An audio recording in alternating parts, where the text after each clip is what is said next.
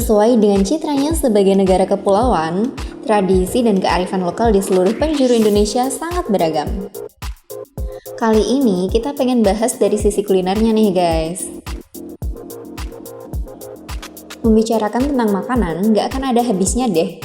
Banyak sekali makanan dengan olahan yang berbeda dan varian rasa yang sudah berkembang. Apalagi di tiap daerah yang memang memiliki beragam tradisi dan kearifan lokal masing-masing. Tapi kebayang nggak sih sama kalian, zaman dulu sebelum perkembangan industri semakin pesat seperti sekarang, apa yang dimakan para pejuang kita pada saat berperang melawan penindasan para penjajah?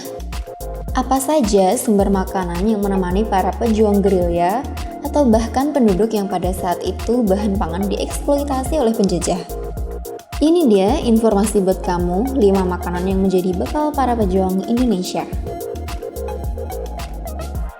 Nasi jagung. Nasi jagung atau ampok sering jadi bahan bekal ketika perang loh guys. Meski namanya nasi jagung, bekal ini sama sekali tidak mengandung nasi karena diolah dari jagung yang ditumbuk. Jagung yang digunakan adalah jagung yang sudah tua. Nasi jagung sangat bermanfaat karena kaya nutrisi dan mengandung kalori kurang lebih sebesar 345 kalori per 100 gram, sehingga membuat kenyang dan menjaga stamina para pejuang. Sekarang ini, nasi jagung sudah ada yang dalam bentuk kemasan, dan sering jadi primadona bagi para pejuang diet juga guys. Nasi oyek. Nasi oyek ini pernah menjadi makanan pokok yang saat itu sangat dibutuhkan bagi pasukan perang di bawah pimpinan Jenderal Sudirman. Pada saat perang gerilya menghadapi agresi militer Belanda Desember 1948, Jenderal bersama pasukan terdesak masuk ke hutan rotan di wilayah Kediri, Jawa Timur. Mereka dikepung pasukan Belanda di sekitar hutan dalam keadaan kelelahan dan kelaparan karena bahan logistik yang tidak mendukung untuk bertahan.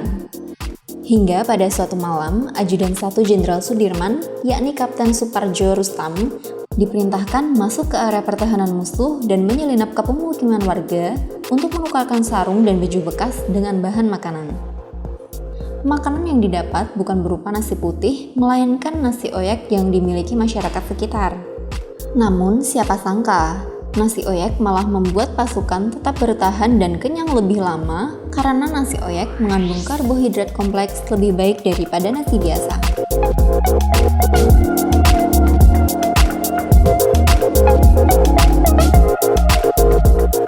Legok.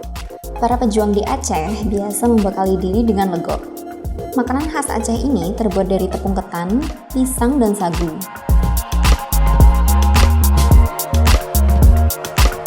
Dulu, sebelum berangkat berperang, para wanita mengolah dan menyiapkan kue lego untuk bekal para pejuang.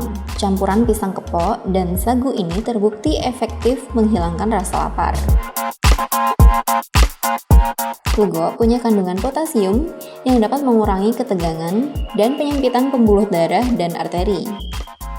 Makanan ini juga dikemas dengan bungkus daun pisang yang membuatnya awet dan tahan lama. Telur asin. Siapa yang suka makan telur asin? Sekarang ini, telur asin dijadikan lauk pelengkap makan. Tapi dulu, olahan telur ini kerap dijadikan bekal berperang guys. Telur asin dipilih sebagai bekal karena sifatnya awet dan tahan lama. Selain itu, dia juga punya kandungan gizi yang tinggi. Olahan telur bebek ini punya nutrisi 2 kali lipat dibanding telur ayam biasa.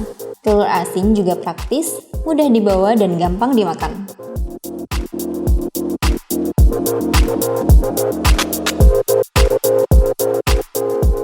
Singkong. Singkong rebus menjadi salah satu makanan pokok yang dikonsumsi masyarakat Indonesia sejak zaman peperangan. Kandungannya terdapat vitamin B kompleks yang berguna bagi tubuh serta dapat mengatur denyut jantung dan tekanan darah. Sebenarnya guys, masih banyak makanan lain yang menjadi bahan makanan utama para pejuang kita saat berperang dulu, yang tentunya masih tradisional dan tidak seberagam seperti sekarang ini. So guys, kita harus tetap selalu bersyukur karena bisa makan dengan tenang tanpa takut ada musuh yang bisa menembak kapan saja. Oke guys, pembahasan kali ini sampai di sini aja ya. Kalau kalian mau request informasi yang ingin kalian dapatkan, komen di kolom komentar kita. Jangan lupa like dan share juga ke teman kalian guys. Sampai jumpa di video AOC minggu depan. See you!